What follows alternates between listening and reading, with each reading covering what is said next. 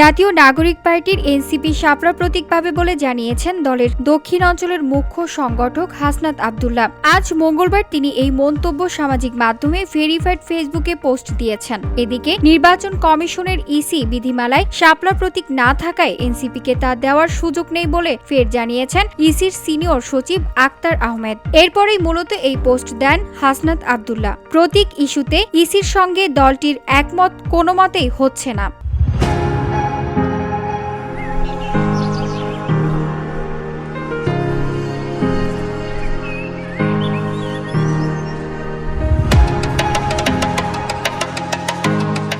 শাপলা প্রতীক পেতে অনড় অবস্থানে এনসিপি। এই নিয়ে ইসির সঙ্গে একাধিকবার বৈঠক, চিঠি দেন দলটি। বিভিন্ন সময়ে এনসিপি নেতারা তাদের বক্তব্যে হুঁশিয়ারি দেন, প্রয়োজনে এই প্রতীক পেতে তারা লড়বে রাজপথে। পাশাপাশি নির্বাচনে অংশগ্রহণের বিষয়েও পূর্ণ বিবেচনা করবে।